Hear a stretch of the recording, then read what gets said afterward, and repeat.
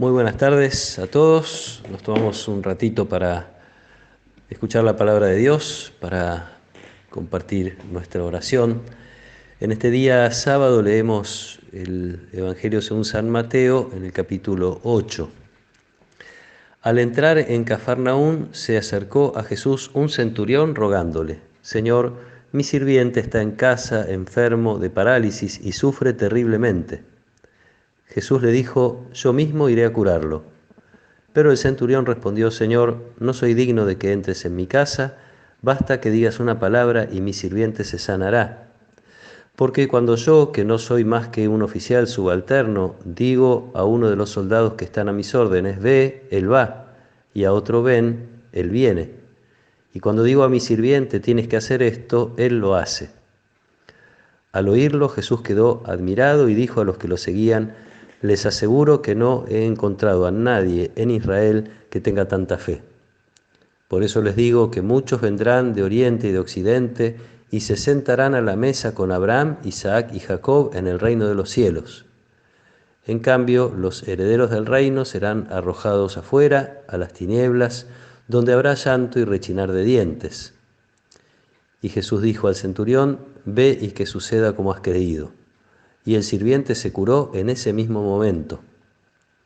Cuando Jesús llegó a la casa de Pedro, encontró a la suegra de éste en cama con fiebre, le tocó la mano y se le pasó la fiebre. Ella se levantó y se puso a servirlo. Al atardecer le llevaron muchos endemoniados y él con su palabra expulsó a los espíritus y curó a todos los que estaban enfermos, para que se cumpliera lo que había sido anunciado por el profeta Isaías: Él tomó nuestras debilidades y cargó sobre sí nuestras enfermedades. Palabra del Señor.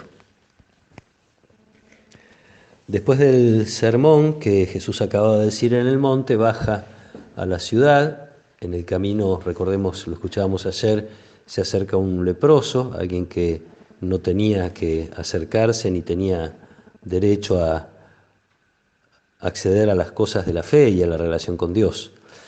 A las puertas de Cafarnaún aparece un centurión romano que está al servicio de la dominación del Imperio Romano sobre el pueblo de Israel, lejos de ser un hombre piadoso en el sentido formal de practicar el culto, pero muy cerca de ser un hombre de fe. Reconoce el poder de Jesús y casi como algo lógico dice: si yo tengo subalternos y me obedecen, basta que digas una palabra para que mi sirviente quede sano.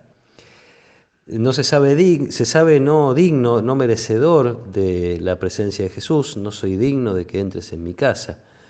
Sin embargo, confía en que Jesús va a obrar. Y acá aprovecha Jesús para hablarle a la multitud. No se olvida Jesús de la multitud que está allí escuchando, mirando lo que está pasando. Muchos se creerían sí merecedores del reino por ser de familia judía, por pertenecer al pueblo de Israel. Y entonces Jesús les hace ver que no siempre la religión heredada es religiosidad verdadera, espiritualidad genuina. No he visto en Israel una fe tan grande, dice Jesús. Entonces una advertencia para quienes están allí y también uno puede decir para nosotros, ¿no? Una advertencia de proteger nuestra espiritualidad, nuestra relación profunda con Jesús, más allá de las prácticas que son muy buenas y que nos ayudan, pero reconocer que nuestra vida espiritual tiene que ver con un encuentro personal siempre. Después de eso viene otro milagro que medio opuesto de alguna manera, porque acá sí Jesús entra en una casa, entra en la casa de Pedro, la toca a la suegra de Pedro que está con fiebre, que no es en aquella época la fiebre podía ser la antesala de la muerte, no había tanto conocimiento como para saber cuál era el mal que se estaba sufriendo. La cura de la fiebre, y dice el Evangelio que entonces ella se puso a servirlo. Entonces, otro signo lindo de la presencia de Jesús en nuestra vida. Por un lado, una espiritualidad profunda, un encuentro con Él, que nos vaya sanando, todos tenemos cosas de que ser sanados, y también la experiencia de la necesidad de servirlo. Una vez que somos sanados, una vez que nos reconocemos sanados, cuidados curados por Jesús de nuestras cosas, la respuesta inmediata es el servicio, un servicio que le hacemos a Él, como ya lo sabemos, siempre a través de otros. Para nosotros el hermano, el amigo, el conocido o el desconocido son todos signos de la presencia de Jesús. Así se lo hizo saber Él a sus discípulos. Lo que hagan por uno de mis hermanos me lo hacen a mí.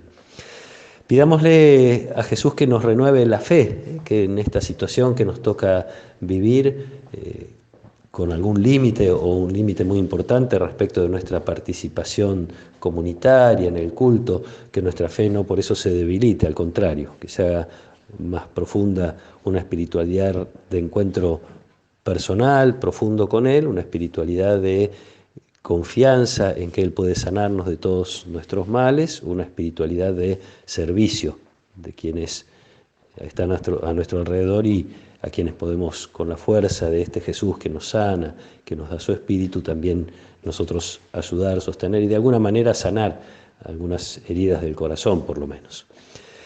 Que el Señor nos acompañe, que los bendiga y los cuide. En el nombre del Padre, y del Hijo, y del Espíritu Santo. Amén.